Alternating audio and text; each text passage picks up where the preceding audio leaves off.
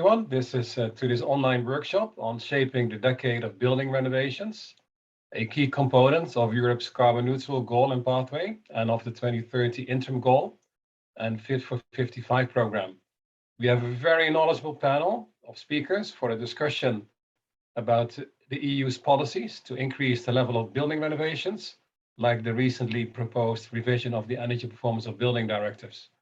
But before I go to the panel, there's a few practical elements that I would like to share with you. So it is possible to ask questions to the speakers. You can just use the Q&A tool at the bottom of the screen. You can write your questions and also specify to whom your question is addressed, and we'll pick them up during the discussion and bring them in at the Q&A. The webinar is also recorded, so you can share it and look at it again later on. So then over to the panel. So the call for building renovation is not new. Let me check here. 1 second. Yes, so I'm missing one file. 1 second, I'm missing one file. Just 2 seconds, please.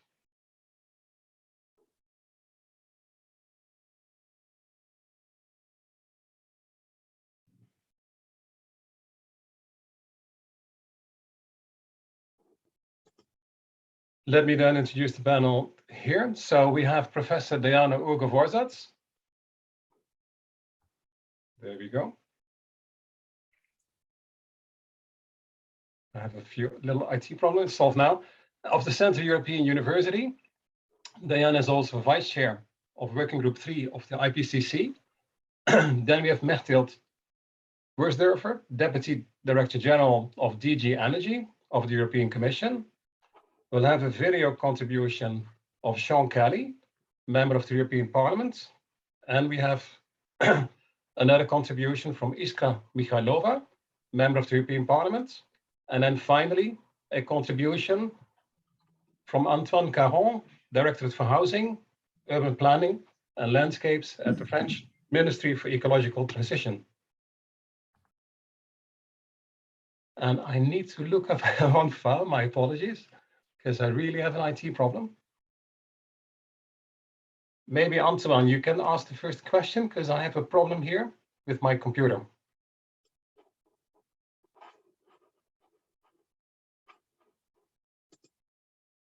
And I'm really sorry for that. Sure. Diana, as a member of the IPCC, you have been working quite some time on the issue of energy efficiency and on buildings. And now we have the proposal of the revision of the energy performance of buildings directive, which is at the heart of the buildings policy for the European Union to increase the performance of buildings. So as a member from the academic, how do you see what is needed from the building sector to get us in track to achieve our climate objectives from here to 2050? And I think that you have time to make a presentation, so the floor is yours.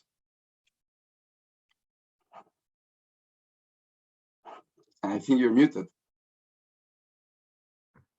Yes, because we at the same time unmuted ourselves. Anyway, thank you very much for the privilege of being able to address this fantastic audience and these extremely knowledgeable colleagues. And I hope that my presentation, beyond summarizing the science, will be provocative enough to hopefully initiate a couple of important debates and really important questions that I do believe that we need to discuss in order to fix this problem. So first of all, I didn't want to bring too much on climate science, although Working Group 1 has recently released its report, but we know all of that. But what I just want to point out that all of us have been experiencing on our own skills in our own lives what climate change really means, and it's only getting worse. But I'm also not going to say anything more because the Working Group 2 document report is coming out in less than a month. So I just want this to be a placeholder for holding your breath. First of all, for Working Group 2 report, and then about the impact, and then about what Working Group 3 of IPCC says about the mitigation opportunities on April 4th. So do look out for those two dates. Nevertheless, relying on earlier reports of the Intergovernmental Panel on Climate Change, this is from the 1.5 degree report, which shows that at the time of that writing, there were still many opportunities which could lead us to 1.5 degrees, the many pathways that could lead us there. And the reason I just want to jump into two particular pathways, two particular visions of the future, P1 and P4 in these lines. So look at the two of these lines and how they are decomposed.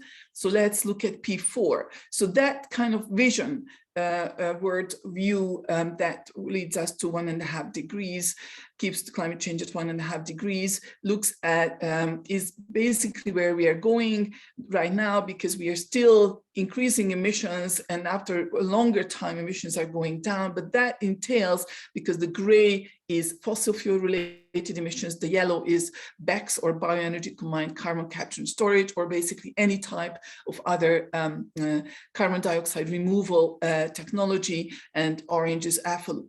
Now, this is these scenarios are coming with a very high burden of negative emissions technologies or carbon dioxide removal. And the science since then has been issuing a lot of warnings that these massive amounts of BECCS, for example, would come with very significant risks. For example, and also there is a lot of, this is not from the IPCC report, but this is a summary of other reports, and also European Union reports, showing that actually many of these offsets that we thought earlier were working, actually very few of these are really working. So we shouldn't put many of our eggs into the offset basket.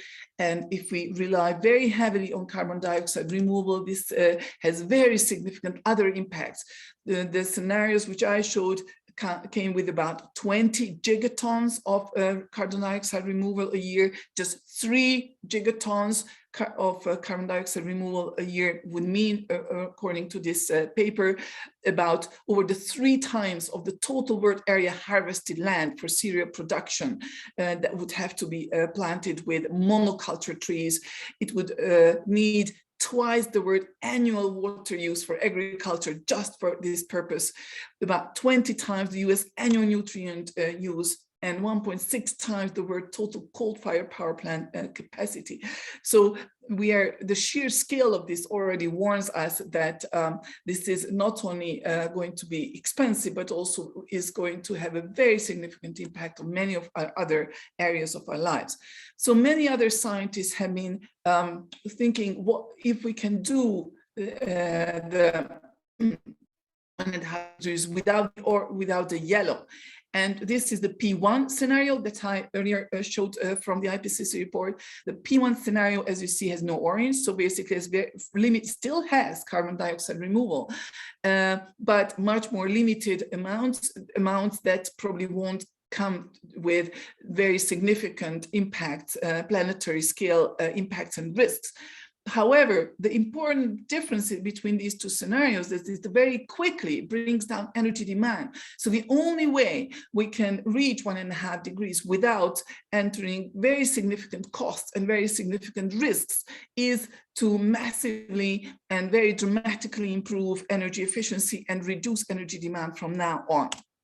And among those in Europe, the most obvious where we can reduce energy demand or where we can make a huge difference is definitely heating and cooling, because half of European final energy use in the European Union is for heating and cooling. And in many countries, a very significant share of that is for the heating and cooling of homes. For example, in Hungary, this is the highest. 70% of all of this goes for heating and cooling of the homes.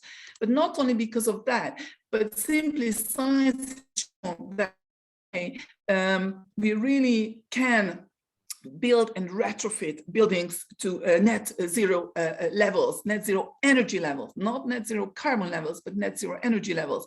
Because if we have to go to net zero by the middle of the century, and if we do not have a lot of potential for carbon dioxide removal, we don't have endless potential for zero carbon electricity, so other energy sources. In fact, we have very limited potential if we consider the scale of deployment that's necessary, so the time constraints. Then the conclusion is that virtually every sector that needs to go down to net zero. And in this review paper, we have shown this. Here we reviewed about 200 pieces of scientific evidence, both from the academic sciences, but also from professional sciences, so construction sciences and engineering and architecture sciences, because a lot of times the industry is running ahead of the published science. So we co-produced this paper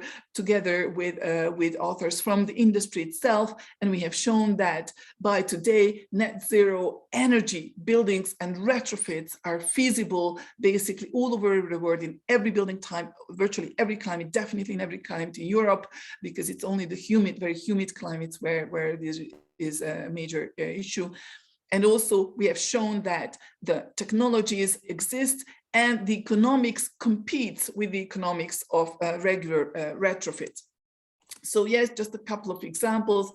This and net zero energy buildings are not a luxury today. This is a housing development from Eastern Hungary, the poorest part of Hungary, of net zero energy buildings. The reason why this is not final yet, the buildings, because the properties get sold so fast without any subsidies, because it's in the interest of not high-income families to live in dwellings where their utility bills are virtually zero. So these are not expensive, but very simple dwellings. But also these are new buildings, and we are talking about renovations. Yes, because the majority of the building stock, which will determine our emissions in 2050, is here now. In fact, in Europe, the vast majority of that is here now.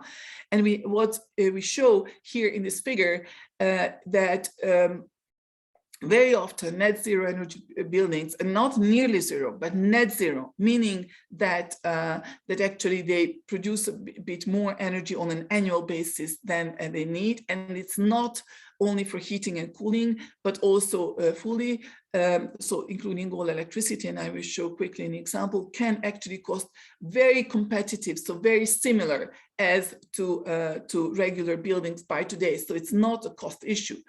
Except for retrofits, and I will come back to that in a minute. And here we see one of the examples of the 21st century power plant. Yes, this is the Technical University of Vienna, a very average retrofit of an average 70s building, but this building now produces more energy than it consumes. And I have to admit, this was one of the biggest scientific mistakes of my life, of my academic career, when I earlier we produced literature and a paper showing which building types in which areas, which climate zones will never be possible to have net zero energy.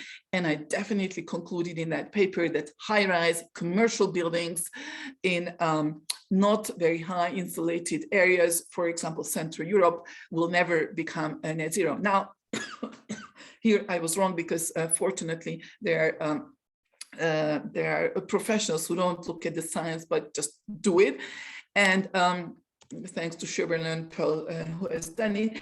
But in fact, I wasn't that silly to say that. Why? Because originally this building consumed about 800 kilowatt hours per square meter per year.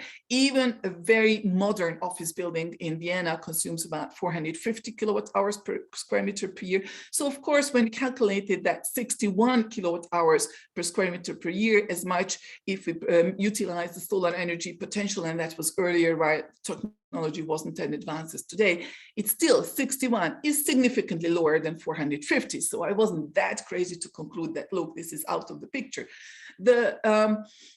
The fortune is that in industry, there are more crazy people than academics, and they just want to try and do it. And so this is what they have done. They have looked at all, and don't worry if you don't understand the German language, because that's not the point. What they have looked at is all the different energy uses that happen in that building, also heating and cooling, but everything else, from elevators to security systems to server rooms and so on. And this is what they have done. They optimized 9,300 components. This was no rocket science, no unexisting, sexy, difficult technologies. This was simply going there, metering, asking the people, doing careful research, and simply optimizing the energy use. And this is what happened. They managed to reduce the electricity demand of this building by 10-fold. And when you have 56 kilowatt hours per square meter per year energy demand, including all the electricity demand, plug loads and heating and cooling, that's already smaller than the 61. So suddenly you have an energy positive building. The point I'm trying to make is that even for net zero energy building, you cannot just take the building shell away from the occupants, from the internal loads. And the trick to net zero energy buildings and retrofits especially is that you consider the whole building as a system together with its occupants, and energy efficiency is the key to net zero energy buildings, not simply put as much solar energy on it or energy supply, zero carbon energy supply, but really minimize energy demand. And that's a high level message in general, that we can really only meet net zero goals by 2050 if we work very hard on minimizing energy demand. And definitely the directive that we are discussing is cardinal, pivotal for that. And here's another example, because of course you can say, well, it's nice with such buildings, but what about historic buildings? We have a high share of historic buildings, so perhaps highest share in the world in Europe. Now, here we also have really good news recently. This is the future home of my university, Central European University. This is the biggest Art Nouveau building ensemble in the world. It's a very beautiful, now presently hospital complex. And what we have done is we have done detailed research on how to retrofit this also, whether it's possible to retrofit this also to energy positive levels while keeping the national monument protection status to the highest degree and respecting this beautiful architectural treasure, and in fact bringing that more. This is the result of that. For this research, we were awarded the second best research prize just a few months ago in Austria. This was recognized. And the most important message was not only that, yes, we can turn this amazing, beautiful national monument and historic building ensemble into a power plant status while keeping its beauty, in fact, enhancing its beauty and restoring even more the historic architecture values of it. But in fact, already at the first cost level, this is going to cost less than a regular retrofit. And here we showed it to great detail. And the reason is that one of the reasons, but also actually the TU Wien, so the Technical University of Vienna building retrofit was cheaper than the alternative retrofits. So excuse me. So the reason is here, and very often, that you avoid a lot of other infrastructural costs. For example, here, the retrofitting of the district heating system and focusing on district cooling system would total much more than then simply making sure that your buildings, that while you are retrofitting, you bring down the energy demand as much as you can. So the point is that, yes, it's already before you switch a light switch on, sometimes, actually many times, if you're really clever and you put there the research and the right skills, actually your net zero retrofits or energy plus and net zero energy retrofits, so energy plus retrofits can actually cost less than the regular retrofits.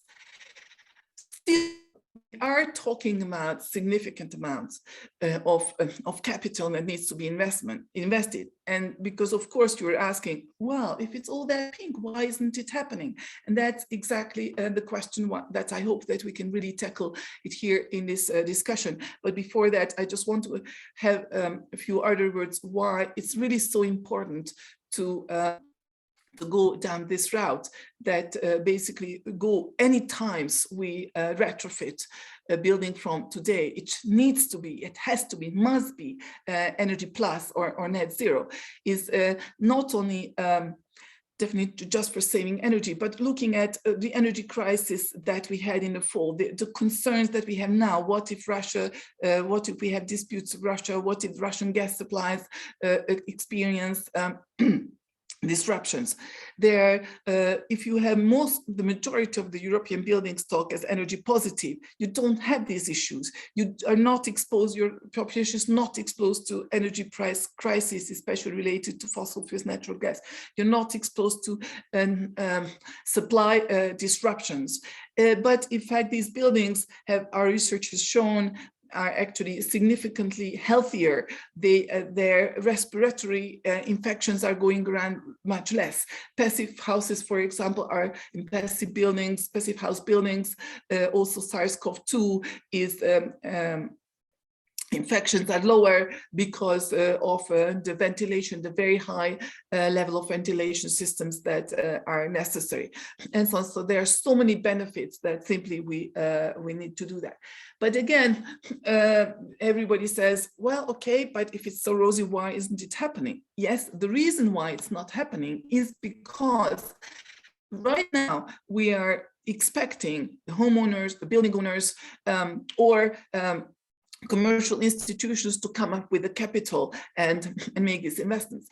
But the problem is that these investments do have long payback times, 10, perhaps 20-year payback times. But it's really important to understand that at least these have payback times. And the other climate technologies which could save similar amounts of or take similar amounts of carbon dioxide out of the atmosphere, they do not have payback times without a carbon price. I'm talking without a carbon price. So BECCS has no payback time. We can only finance that from climate financing. For green hydrogen infrastructure, we need public money for that infrastructure development. If we need to, in the end, engage in any kind of geoengineering or other solar radiation management, that will never pay back without a carbon financing. So the point I'm trying to make, that simply we are in a different world. So far, we did expect that these retrofits has to be, and we try to incentivize through directives and through regulations that people and homeowners pay for their own retrofit, since in the end it's benefiting them. But we are in a different era. We are in a climate crisis era. We are a climate emergency era. Here, we know, if you compare, there is basically no other such investment opportunity or no such mitigation opportunity in Europe which could save so high amounts of energy and thus carbon dioxide emissions, which also significantly helps. It eliminates energy poverty, it improves the health, it improves the social welfare, it eliminates basically our energy security concerns with regard to natural gas imports, and there are so many other benefits. If you internalize all these benefits, then I significantly doubt there is any other competing mitigation option. But it does require public financing. Even the most market mechanism advocate economists, for example, John Stiglitz, Nobel laureate for climate economics, he also declares that when you have a massive market failure, you do need public money to subsidize certain investments. Now, this is where the only way we can convert the European building stock to net zero, if we do not expect the pensioners, as I'm showing here, this is the average Hungarian building which was built in the 70s. This has extremely high, the majority of the housing stock is like this, but this has about 400 kilowatt hours per square meter per year energy use. But it's extremely expensive, on the other hand, to retrofit to net zero because the surface to volume ratio is very high. Nevertheless, it's a public interest. So in the end, my point is that the only way to make this this transition, this major reform, and to save at the same time also save our climate without having to go to risky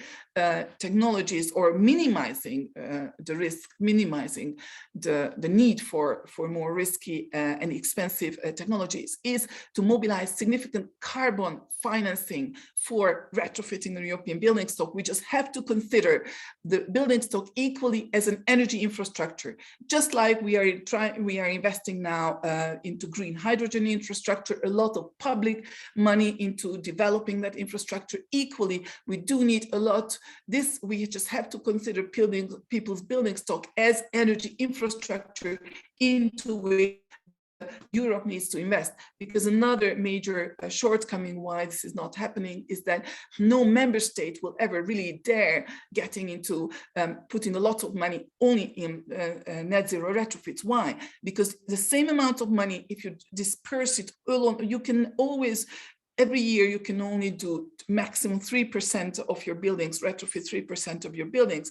So you reach very few percentage of your voters. So clearly, from a political science perspective, it would be suicide to put it only 3% of your, and in 4 years, let's say 12% of your voters. Instead, to distribute that money equally and having an energy subsidy, which now in the energy crisis, many of our governments are doing. That's perfectly logical from that perspective.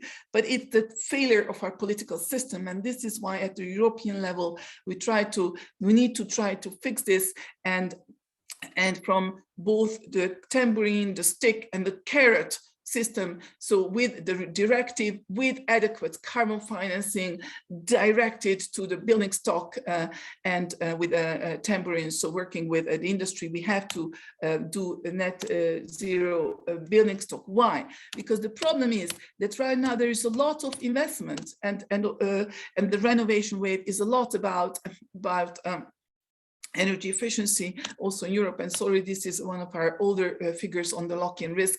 I have newer research, but we have not published that yet. So watch out for that, and we are updating these numbers. But the point is that any building that from today that we retrofit to less than net zero levels, so where we save less than 90% of heating and cooling energy, locks us into a much hotter future. Why? Because once you touch a building, and if it's not, at least it's not the step-by-step retrofits toward a very deep retrofit, but the majority of our retrofits are not in that direction. They are, a little bit of here. They are incremental retrofits, say 20, 30, at most 40% energy. Then you lock in the remaining 50% of energy saving potential, and you will not be able to get back to it before we already have to get to net zero. So from today, we know that we can do every building to net zero or to passive house energy level, and then retrofit it with adequate energy generation potential so that it's energy plus level. We can do it, but we have to do it from now on, because every building that we retrofit to a higher level locks us into a future. We will not reach 2050 climate goals, or we will have to touch later on very expensive, very risky technology, and instead for the people, for societies, for social welfare, for health. We showed, for example, even for productivity, our research has shown that if we switch such, if we retrofit the building stock to net zero levels, then in Germany, for example, you save 5 sick days per year. People will get so much more productive because avoiding a lot of respiratory illnesses. So the co-benefits just speak from themselves. So what I want to conclude is that from today, every building that we build or retrofit to less than net zero energy standard locks us into a hotter climate. So we really have to use both the stick, the tambourine, and the carrot.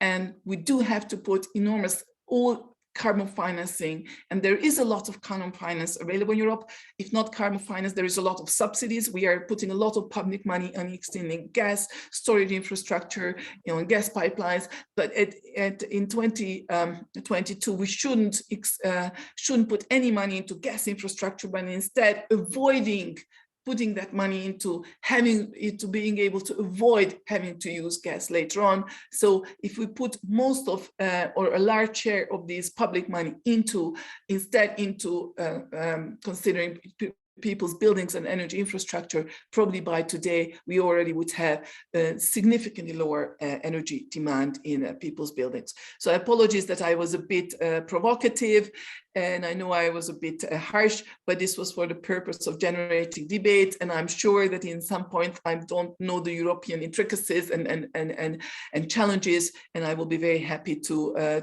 consider alternative perspectives in the debate. Thank you for your attention. Thank you, Diana. So this is Harry. Apologies for the shaky start. My screen froze when I wanted to introduce you all. That was a bit of a shock. But then, yeah, you showed clearly, Diana, that while the call to increase building renovations is not new, has been around for quite some time, that actually the stars are now set for real and concrete progress, as long as we use all the enablers. Technologies are there, new business models are there, and indeed we should really prevent that we do this incrementally, because then every next step will be, let's say, will cause delay. And I sometimes say that today's delays are tomorrow's sorrows. So let's certainly prevent that. I think then also your contribution, your keynote is a perfect springboard to Mechthild Wörsdörfer. So Mechthild, again, welcome to the panel. So when presenting the revision of the Energy Performance of Building Directive, First Vice President Frans Timmermans said that the aim of the directive is to mandate minimum energy performance standards to renovate the worst performing buildings and to prioritize the most cost-effective renovations and help fight energy poverty, which is a real issue also in Europe. But then is the ambition of the directive enough for all buildings to get us timely to what is needed by 2050? So Mechthild, the floor is yours. Thank you very much, Harry, and good morning, everybody. And thank you for inviting me to that very interesting topic and panel. And thanks also to the keynote speaker Diana Vorsatz. It was very interesting to listen to you. And indeed, I think it can be complementary when I now present the Energy Performance of Buildings Directive, which the Commission has adopted on the 15th of December last year as an integral part of the Fit for 55. But before going into more detail, I just want to highlight the situation, and which frankly preoccupies us immensely and everyone, is the situation we are in right now with the high energy prices. The Commission has been following and monitoring this, obviously, since October. The Commission came out with a toolbox. Most member states have done something on the social side, for the vulnerable and so on.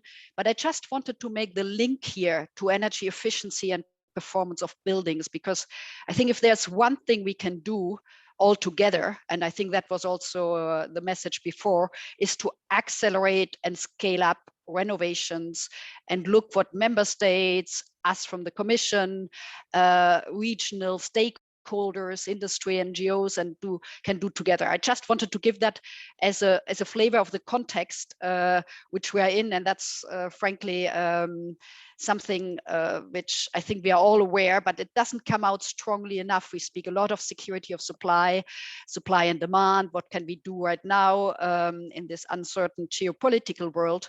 But energy efficiency, and in particular what we can do to accelerate renovation, deep renovation and all that, is something I think I just wanted to underline in the beginning. Everyone here, I think, is aware of the importance of buildings, who account for 40% of energy consumed and about 1/3 of energy-related greenhouse gas emissions. Heating, cooling, and our domestic hot water account for 80% of the energy we consume.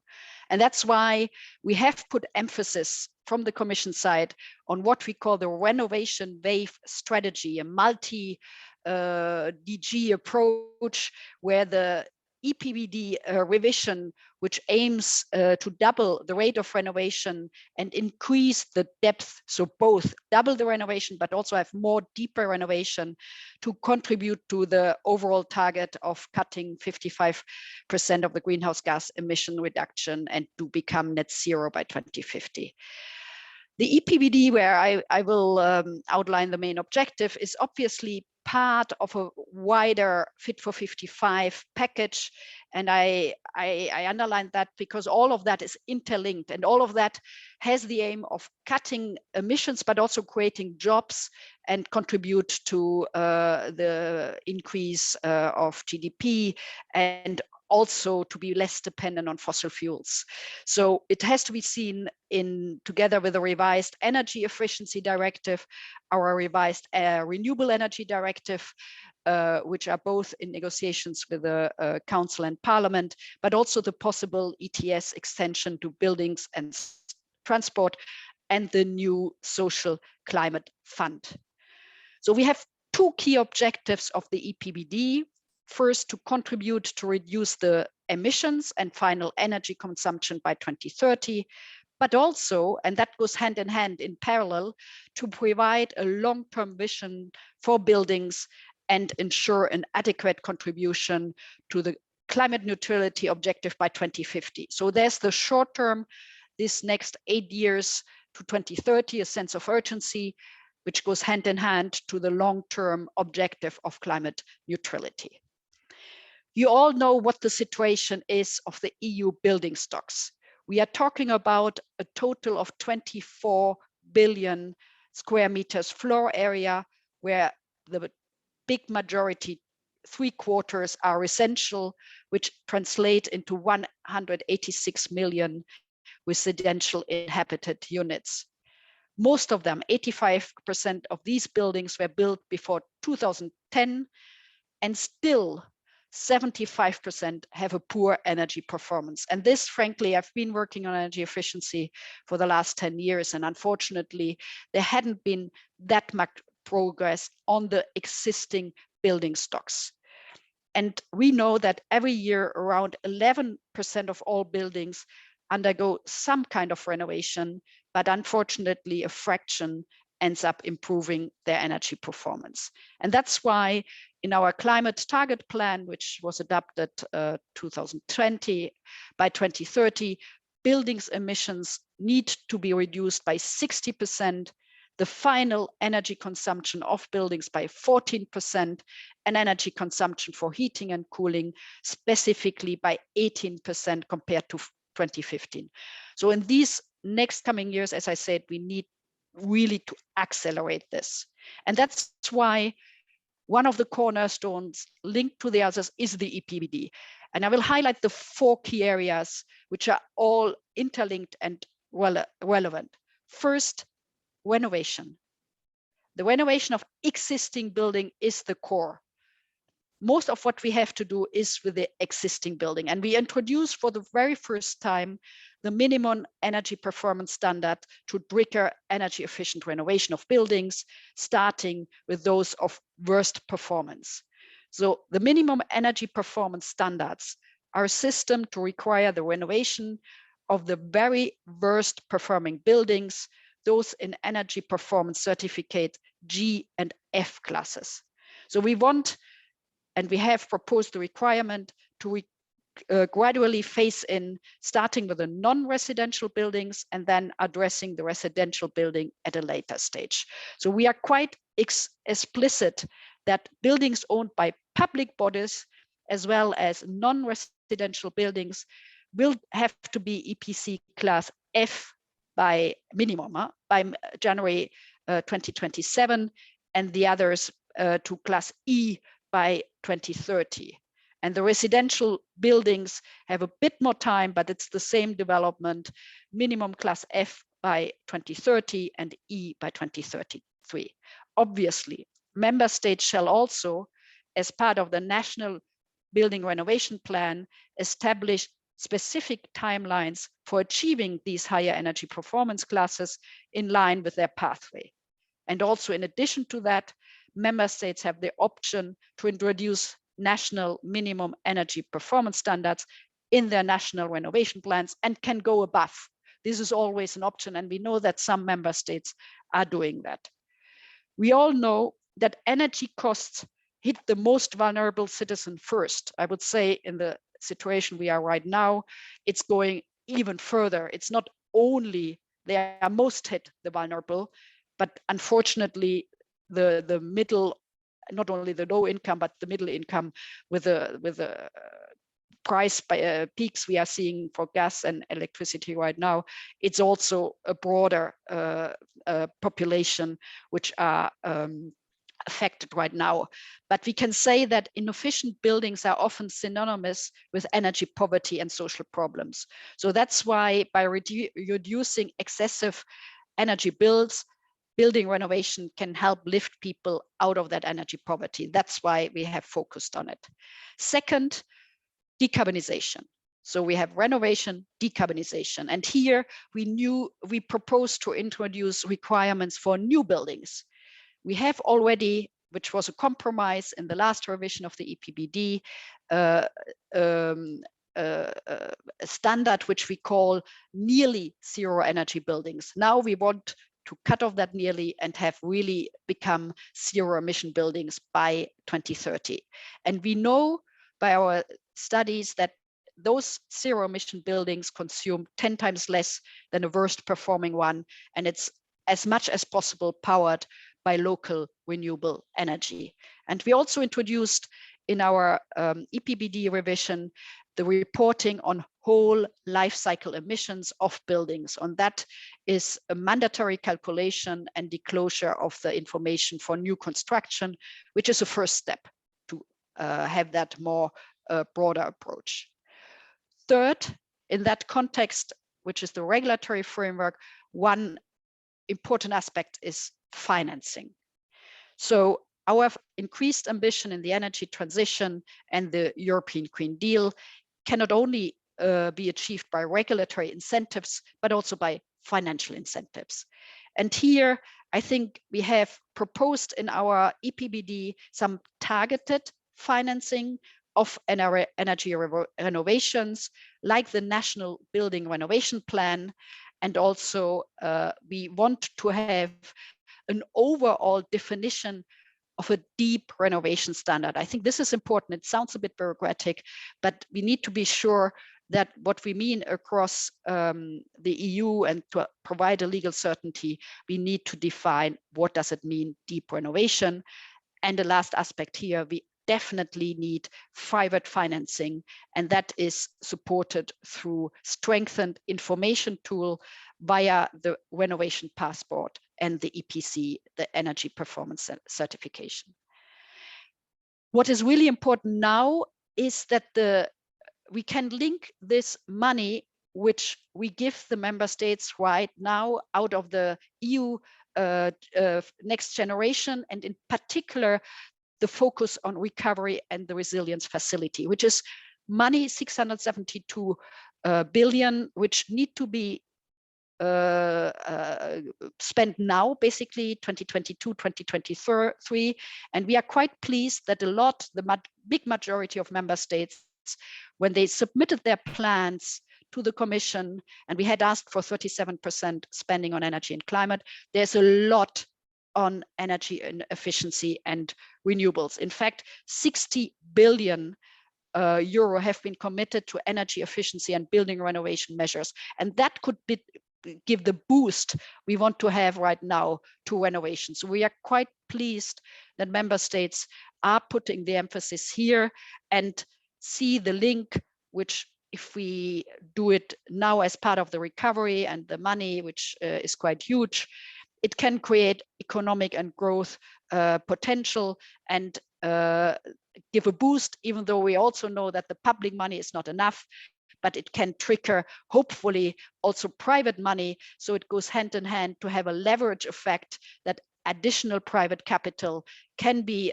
given at national level to that public financial support available at EU level. There are other EU programs like the cohesion policy funds, but I wanted to focus here on the recovery.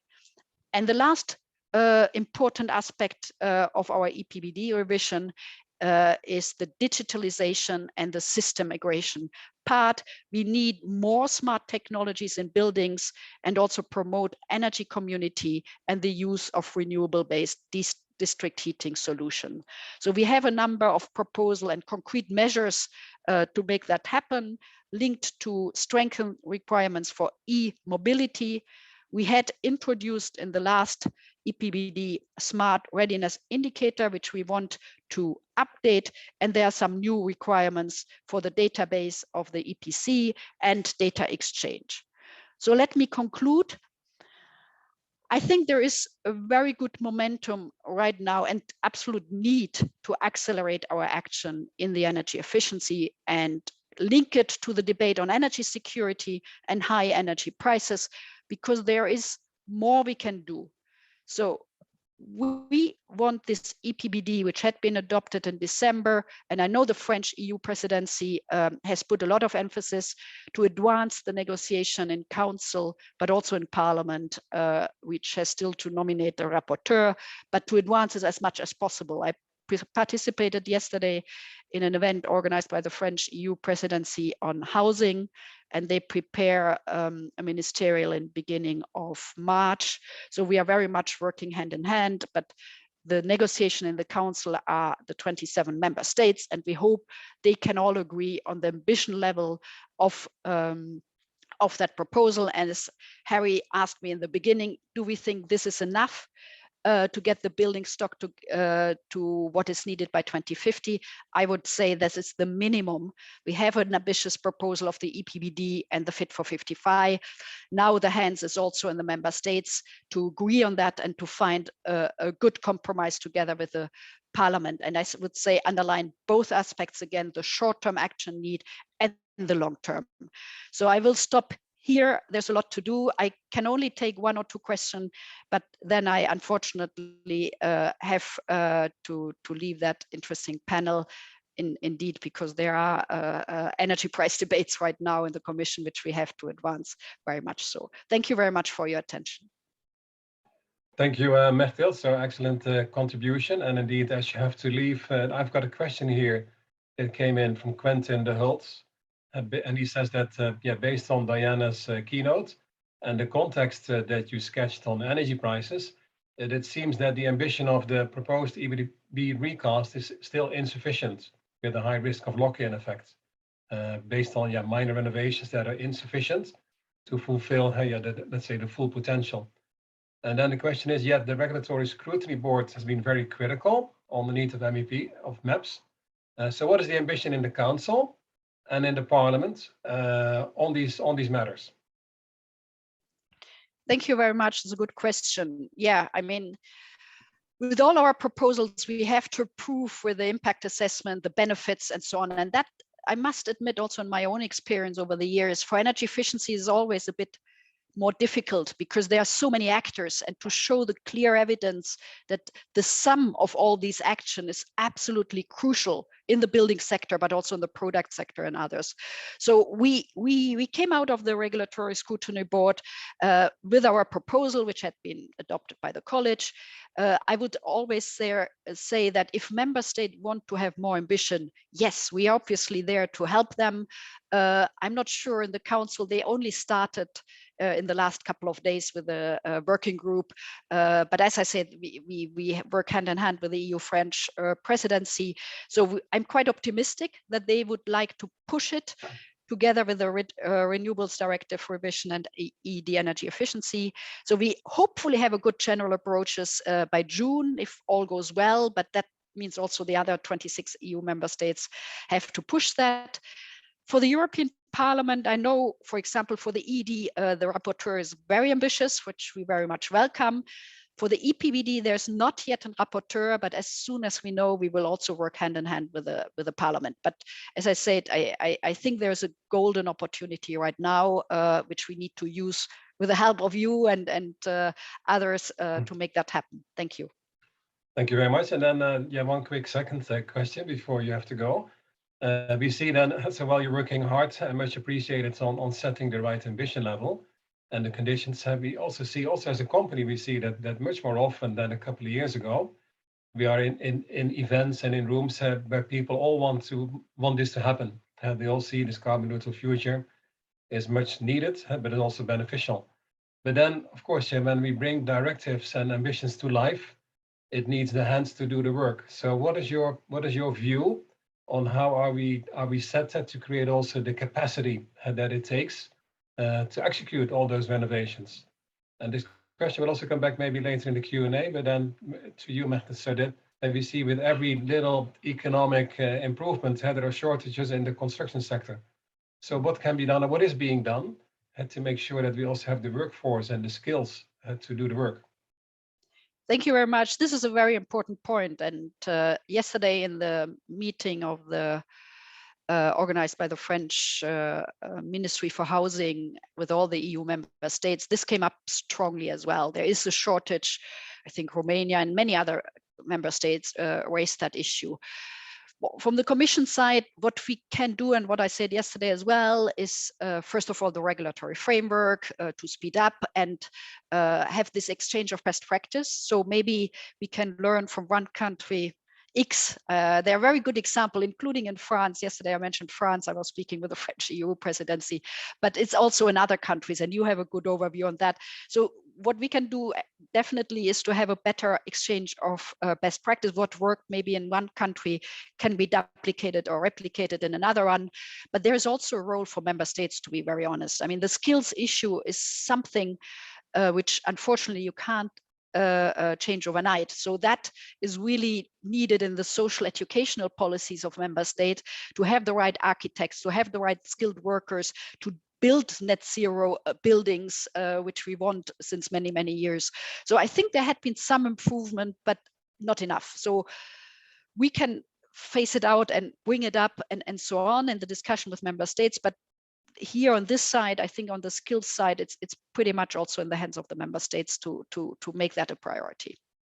Okay, thank you very much. So more. Thank you very much, and good luck for the rest. Thank you, Mechthild. So then we now go to Iskra Mihaylova, a member of the European Parliament for Renew Europe.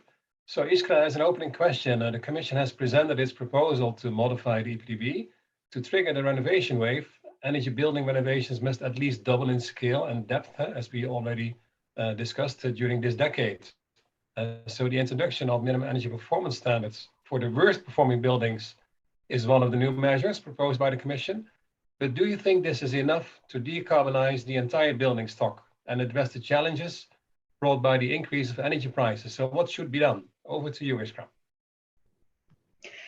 Thank you. Thank you very much. And thank you for the invitation to participate in this extremely interesting debate. Discussion is very useful because we are on the trunk of preparing the position of European Parliament on a number of directives which are part of the Fit for 55 package presented by the European Commission in last year and in the end of December, in the middle of December last year, the Energy Performance Building Directive. But also it is related to the other directives for energy efficiency and the renewable energies and a number of the other documents which are now on the table in the European Parliament.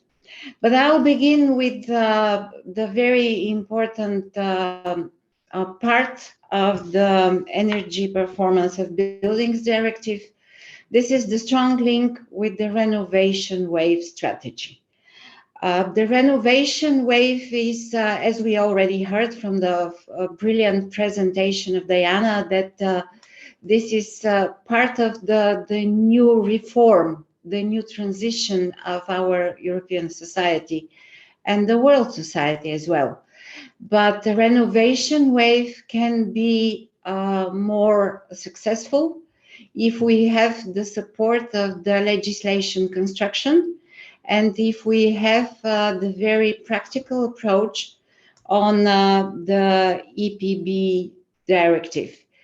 The link between the strategy and the directive is very strong, and the link is creating the basis for the successful implementation of the renovation wave strategy. Because the renovation wave is actually the strategy for the existing buildings in Europe. And we know that more than 95% of them will exist in 2050 as well. So we preparing the Europe for 2050, working for the zero emission continent. We have to think about the building stock. And the building stock is one of the main problems, actually. If we can organize the work on the renovation on existing building stock, we can think for achieving the goals of the Green Pact and the Green Deal for Europe. So this is the first point I want to mention, that the directive is not only the regulation related to the other directives. This is the basis for the implementation of the renovation wave. Secondly, I would like to say that the Parliament is working now on the whole package Fit for 55, and especially the Renew Europe group is very motivated to finalize the work on a package until the end of June, July this year. It is a very ambitious goal for the Parliament. It makes the work very, very active, but we already have some successes, and I have said that in Renew Group, we are working very active. We have a special working group C dedicated for the whole circle of energy and investment policy of the European Union, and we organize a number of extraordinary meetings to be sure that all the opinions of the colleagues from the different member states and different approaches will be meted, and we can create the group position. It works till now, and I hope we will be really able to fulfill our ambitious goals to finalize the package until the end of June, probably in July. Some of the files will continually be on the agenda of the Parliament until September or October, but it depends very much on the position of the member states. I needed to share this with the audience because the role of the Parliament is crucial in this particular moment. The proposal of the Commission is on the table, but we have to do our work, because without the position of the Parliament, we cannot achieve the results till the end of the year. The next point I would like to mention is that it is extremely important to see the link between the directive, Energy Performance Building Directive, and the national building renovation plans. They are part of the Renovation Wave Initiative strategy, but national building renovation plans, as already had been mentioned, should have a timeline, a strong timeline, and national minimum energy performance standards, which are again in the basis of the whole work on the renovation. If we want to share the good experience, if we want to achieve some results on the national level, we have to create the national network and the national construction to work on the renovation wave and implement the Energy Performance Building Directive. Otherwise, the whole idea of deep renovation or the minimum energy performance standards or the energy performance certificates can stay in the papers prepared by the European Union on the European level if we do not have the support from the national governments. So I think, and I fully agree with the European Commission, that we have to have the partnership with the member states, and we have to create the national building renovation plans as the national instruments which will support the implementation of all European policy on the European level. Sources of financing to support the renovation, this is a crucial point, and I'm glad that it was mentioned by all the speakers till now. Of course, there are different sources which can be used, but only if we have a good national approach and a good national building renovation plans. They are linked. If we have these good documents, we can expect that the whole combination and synergy between the different financial sources on the European level can be used for the implementation of the national plans. Also, only the national plans can allow the national authorities and the local authorities to work with the private sources. The private contributions are very important in all this process, and then can be reasonable if there is a real good and practical national approach. We already have very good examples from some of the member states, and we can use these examples and follow them in the other member states if we have a good system of exchange of good practices between the member states. So I expect the European Commission to be very active in this approach, to make the good examples visible and to share good examples with the other member states, to create a system of exchange of good practices. It will be very supportable for the member states, especially for the member states which are still behind and which will create their new goals and new ambitions from the moment of adoption of Energy Performance Building Directive. There are some of these member states, including my country, Bulgaria. But efficient combination of public and private financing can support the whole process and bring successes for the number of member states, and we can really achieve some results before 2030, and of course to achieve the final goals in 2050. And one more point which I want to mention in our discussion already was mentioned, the need of modern skills and digitalization of the processes, life cycle of the buildings, but the very important moment here is the use of sustainable building materials and lifestyle of the life cycle of the building materials, because having enough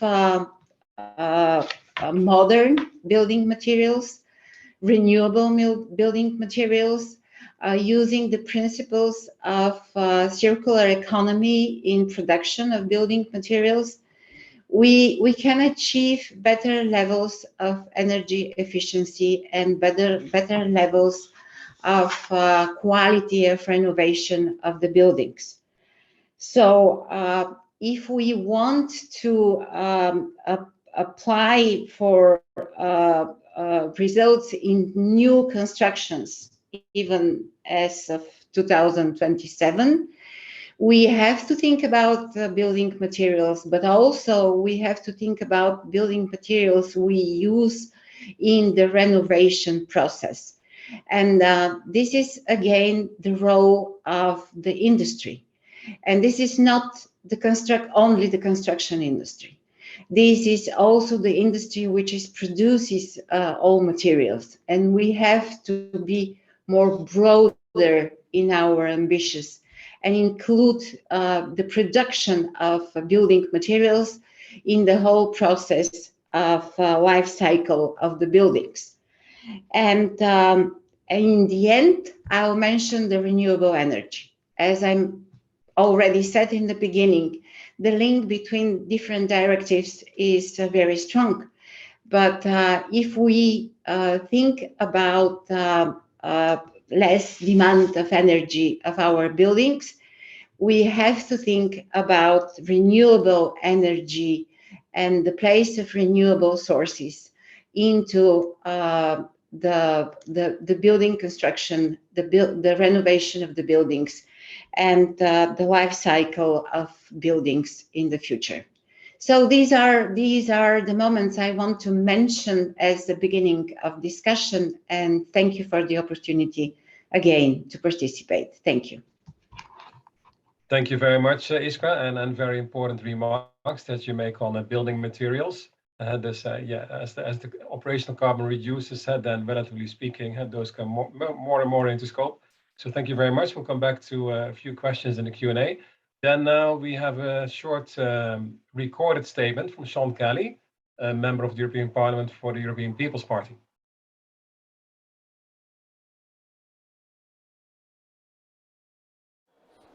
Hello everybody.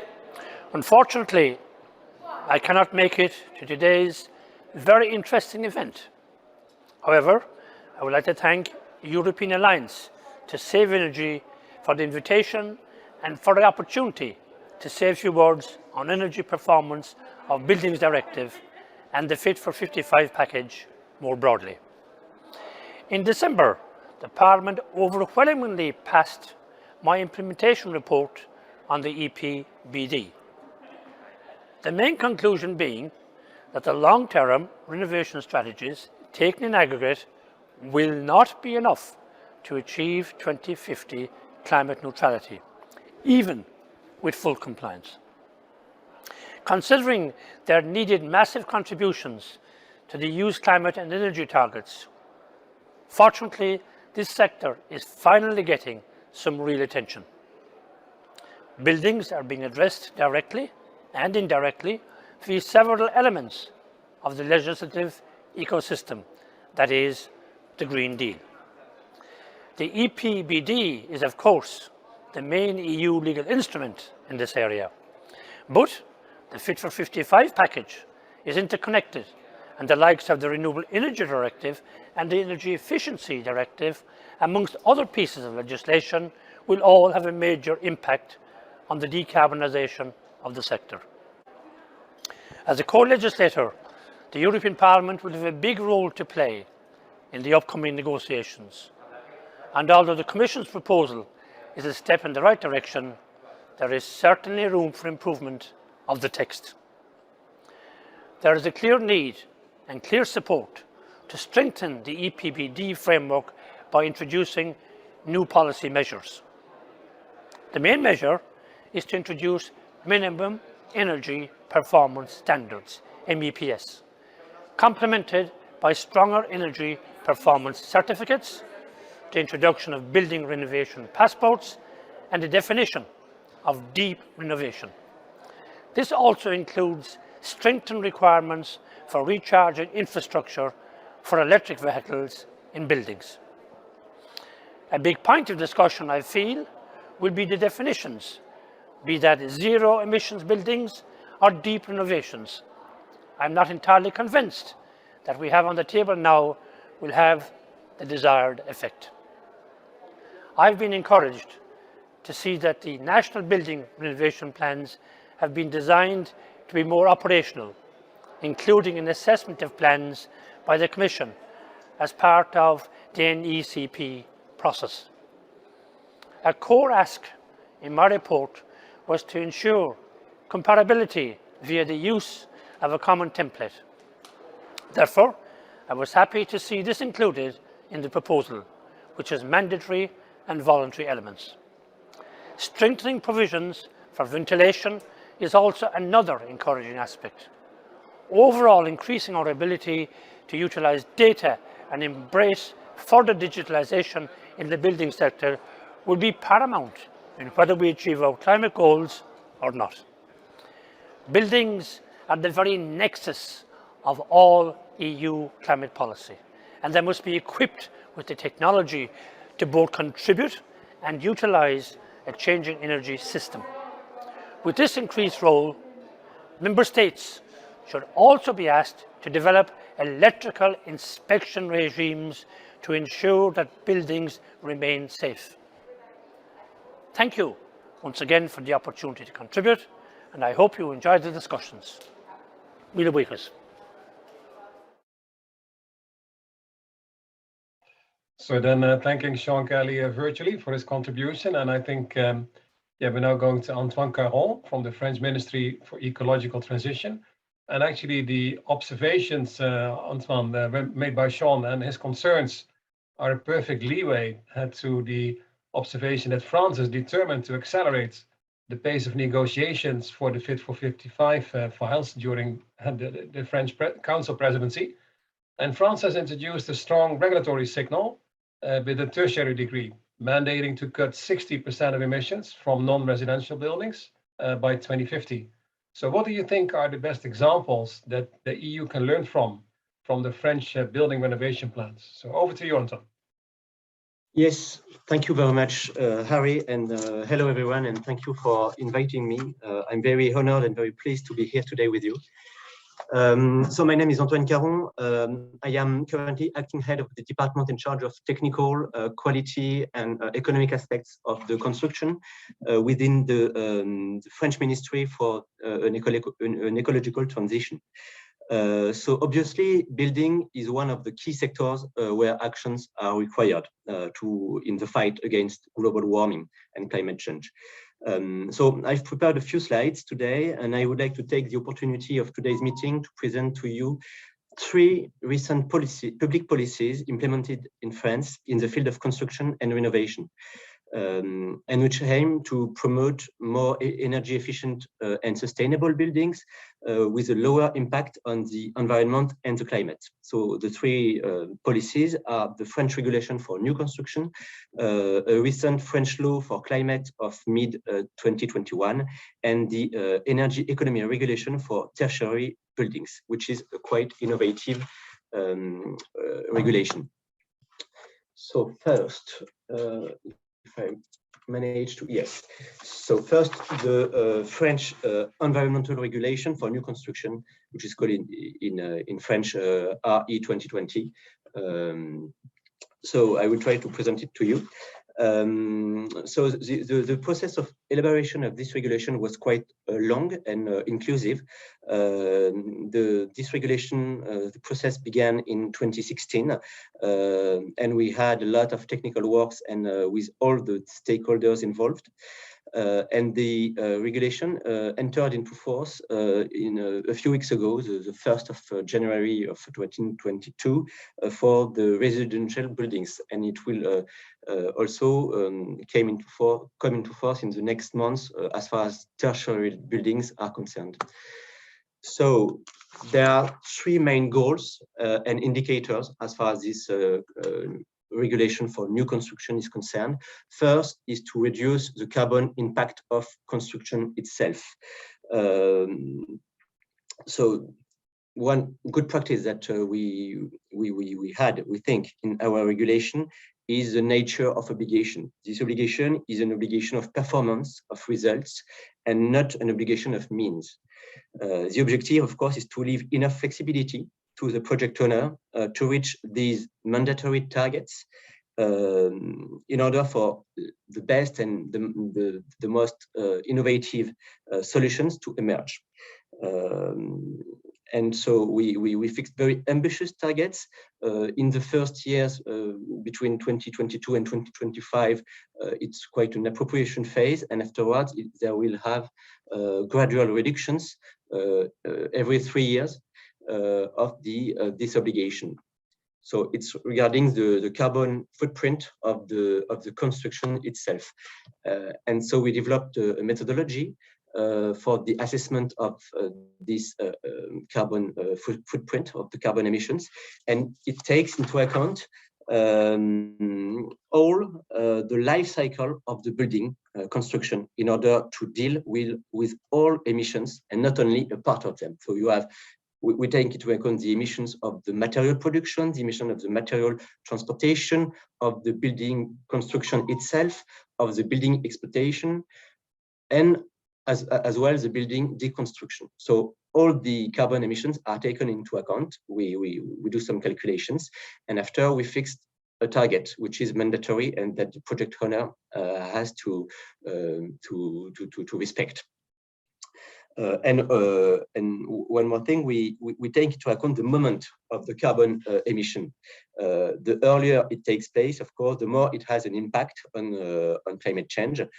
So the value to postpone a GHG emission is taken into account, for instance, for materials that can store CO2, such as bio-based materials. So the second indicator, the second obligation is on, of course, energy performance. So first is the performance of the building envelope itself, how much energy you need to fulfill your needs, and compared with the previous regulation in France, which was of 2012, 2012, we made an obligation which with a decrease of 30% of the energy needs compared to the previous and current the previous regulation, which was current until the end of 2021. In average, it's not the calculation are adapted, but it's an average of 30% decrease. We have the same logic of obligation of results, which are expressed both in terms of CO2 emission, as I was of energy consumption, I was mentioning for the 30% decrease, and as well in terms of COD, in terms of CO2 emissions. So we put, I put a figure here, but for the single family houses, we have an obligation to reach as soon as 2022. So basically now a target of 4 kilograms of CO2 per meter square per year. For the collective housing, which maybe you can have some technological challenges that are not very identical to single family houses. So we put a different target, but very ambitious as well. It's quite nearly zero. And it takes, of course, into account all emissions of the life cycle of the energy technology. And as you know, even the greenest technologies that have a very low emitting that are very low emitting technologies still emit a little bit of CO2 during their life cycle. So we take into account all that, and we in the French regulation we put in place some ambitious targets. The third indicator and objective of this regulation is to adapt buildings of the future to periods of increased heat for the future climatic conditions. And for that, there will be, or there is now, a summer comfort requirement that is put in the regulation, in the new regulation that is into force, that have been in force since the 1st of January of 2022. And if should you want to have more details on this regulation, you could visit this internet website and see all the details. Some words on the climate law, climate and resilience law of which was enacted in France in August 2021, and which sets very ambitious objectives for the energy renovation of housing. I just put some measures that are including in the chapter dedicated to housing in this law.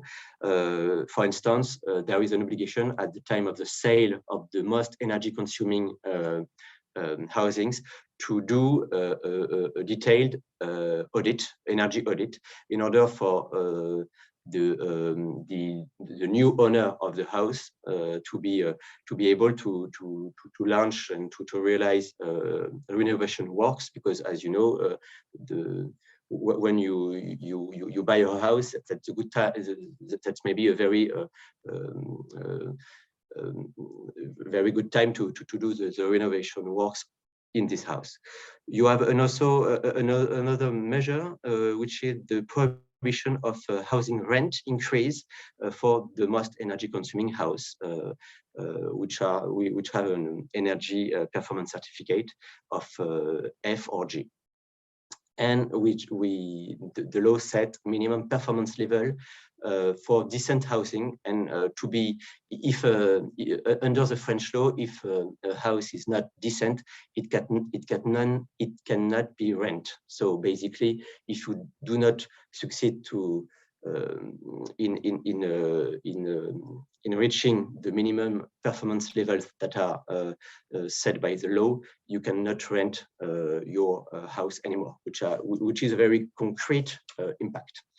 And you have also a creation of housing information book, which will help, which will be given to the next owners, and which will help for the renovation work to do in order to reach the targets. Very quickly, I present now the energy economy regulation for tertiary buildings, which is quite new and innovative in France. We have been working on this regulation for the past years. Why this obligation? So in France, some figures, 46% of the energy consumption in France are from buildings, both residential and tertiary, and a quarter, 25%, approximately, of the emissions are from buildings. And tertiary buildings, it represents almost 1,000 millions of meters square of tertiary buildings in France, and it represents approximately 1/3 of the energy consumption in buildings in France. So it is a major issue. Or a major challenge to make this energy consumption decrease. So we implemented an obligation which is very large. All tertiary buildings are concerned, as far as they exploit 1,000 meters square of surface in their sites, and there are very, very few exemptions. So basically, it is a very large obligation.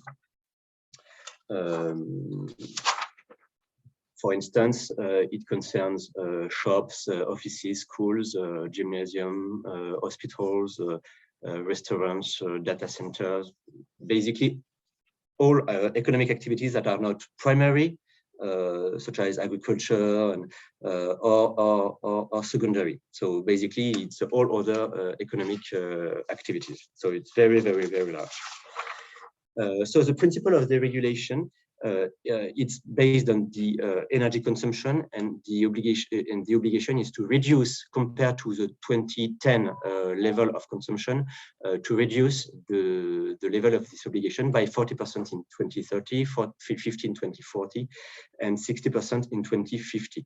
And all consumptions, all uses are taken into account. It's not only the energy performance of the building, it's also the energy consumption of the occupants of the building, and so it forces the occupants of the building to basically act on both the building itself, but also its behaviors.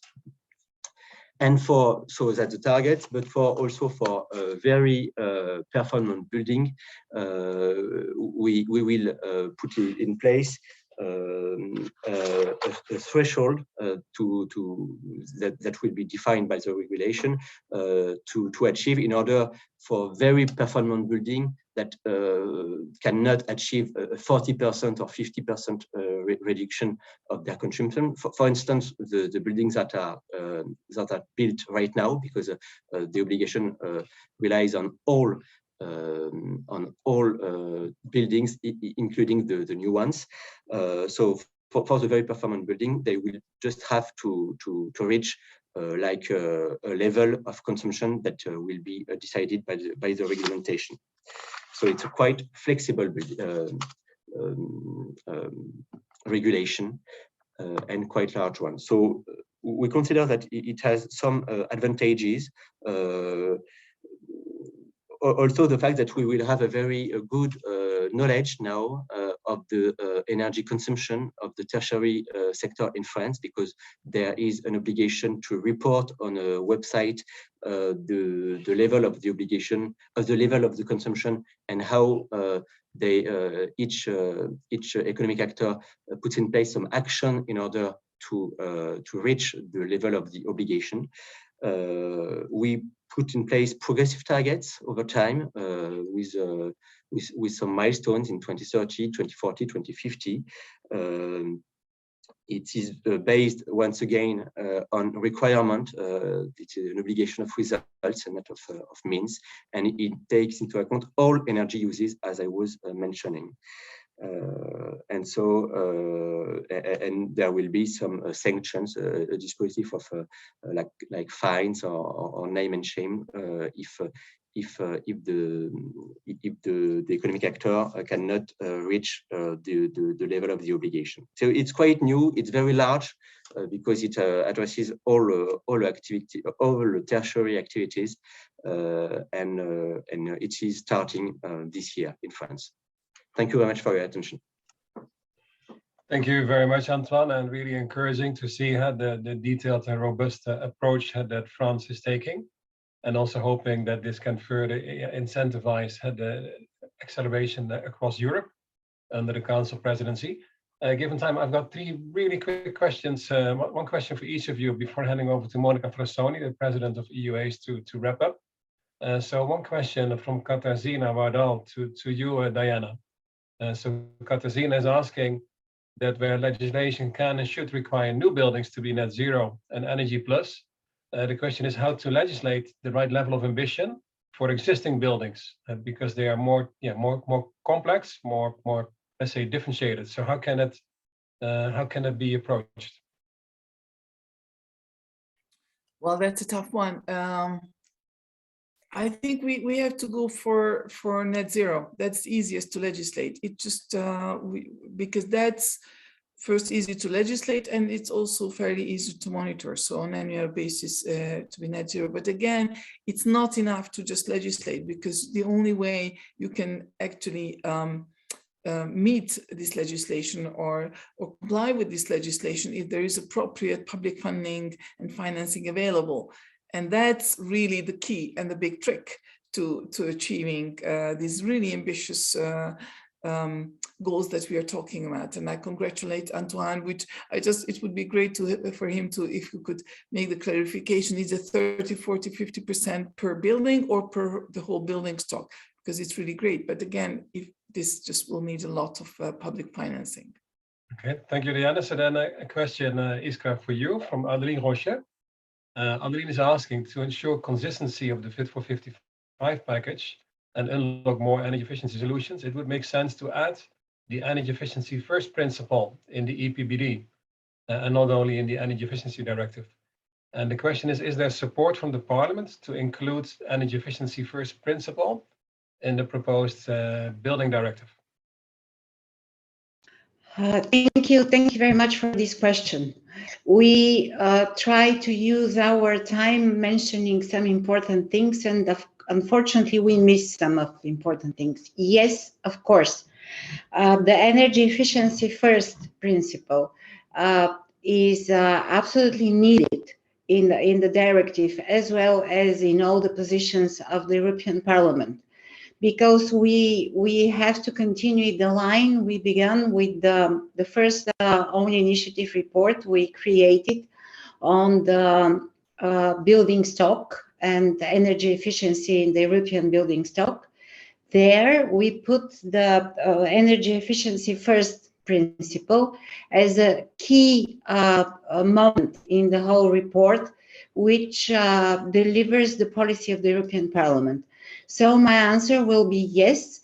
I personally will put the amendment which will put the energy efficiency first principle in the directive, but also I will insist to follow this line in all related directives and documents to be sure that this principle is in the appropriate place in the legislative process. Thank you. Thank you very much. And then last question, Antoine, for you from Gilles Cordillo. So he's thanking you for your presentation, like other people I see here. From your perspective, how this tertiary degree in France could be replicated in European legislation? So, for instance, through an extension of Article 6 of the Energy Efficiency Directive on the renovation of public buildings to all tertiary buildings.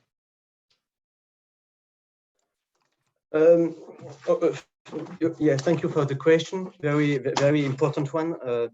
It's quite difficult for me to comment on the Epbd or the EED that are currently being discussed in the Council, because, as you know, France is currently the president of the European Council, and as such, we have to remain neutral as far as the discussions in the Council are concerned. But of course, I consider that it's very important to deal with the tertiary building in the Fit for 55 package, because they are responsible for quite an important level of the consumption and of the emission. I think that France has put in place some innovative schemes with this tertiary decree and tertiary obligation. Of course, it could be an example among the others for the revision of the current directives. But it's quite difficult for me to be more specific. Sorry. Okay, no, understood. Thank you very much, Antoine. So then over to Monica Frassoni, for the quick wrap up and closure, and thank you to all of you. Monica. Yes, thank you very much. And I believe that we really were able to listen to a lot of inputs today that will be greatly helpful for our common further work on not only on Epbd, but on the general agenda of the energy efficiency in buildings and beyond. And I believe that what Diana told us really made me think that we still have a little bit of a long road to go to make sure that this element of energy efficiency becomes much more central to the energy debate. It is not central yet, we know that, even in the middle of this terrible energy crisis that we are in. And I say terrible because it is both due to climate change, but also to the instability that is related to the prices and to, in general, to our energy system. The role of energy efficiency is certainly not at all perceived in its full potential, and some of her remarks will certainly be used, at least by the European Alliance to Save Energy, and I think beyond, in order to become more convincing, because we really do need to do a lot of convincing. Specifically on the buildings, it goes more or less in the same direction. I think that we are very much led in some cases to look for formulations that are not clear. She says go for net zero, and maybe this is a way to go. And I think that there as well, there is some food for thought to see how we organize not only our narrative, but also our narrative in around that. Because even if we have been working on legislation on energy efficiency for quite some time, and today we are certainly in a situation in which there is much more not only understanding but also action around it, there is still, as I said, a lot of things to do to, let's say, dress up this kind of legislation that we are actually working on. Then another point I just wanted to make is the fact that Epbd is a very important piece of legislation, which is very much related, and this is also something that is not always easy to do, with the rest of the Fit for 55 framework. Of course, EED, not only EED, but also EED, because I am convinced that the whole conversation around gas will be also very important in determining the relevance of this legislation, notably Epbd.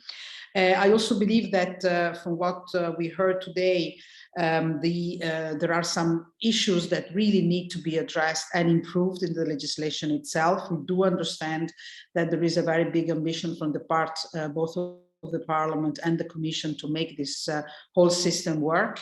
But in reality, some of the elements, notably the scope of the maps, the kind of buildings and the classes of buildings that can or should be renewed, renovated, are still very undetermined. And on top of it, I think that the legislation as it is now, it's not able all alone to give this a major push that is needed at national level to actually implement what we see. One of the problems that we have been looking for, or that we have been having over the last years, is indeed the difficulty to make sure that results are not only there, but that also known and visible. And I think that some of the provisions in the Epbd will probably help in going in that direction. Another point that was very clear in our conversation today is the key role that the European Parliament will play. It has always been the case in all climate-related or energy-related legislation, but for this one, we really need that the members of Parliament understand very well, and of course our honorary members will be hopefully in the front line for that, to really put in an healthy competition the issues concerning energy efficiency and Epbd with the other points that are there in the conversation and in the legislation. And the capacity of making this legislation so important will certainly rely very much on the capacity of the Commission to support it, but also and above all of the European Parliament to improve it in a very clear way, by also using us, by using the public occasions, both at national and European level, that are there in order to gather, for this conversation to gather more momentum. I also think that the point on the payback that Diana did can also be very useful in the debates in the Parliament and in general in the decision-making areas. Last but not least is the importance of national examples. We need to have working examples which demonstrate that renovation is a game changer if well done. And we also need not only a good implementation, but a good building, a good structure of the legislation. We see different examples in some member states which are more or less well built, and if there is not a good description and a good quality of the regulation, it's going to be much more difficult to put it through. On finance, I don't need to add much, but I think that these are the main points that I could gather from this very interesting conversation, for which I really thank you very much also on behalf of the European Alliance to Save Energy. And I'm sure that there will be other occasions to work together in this very important topic.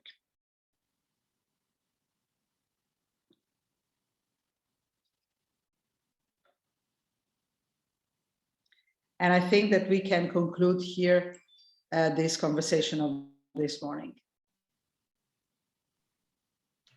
Thank you, everyone. Have a nice day and a good Thank you. weekend. Bye bye. Have a nice weekend.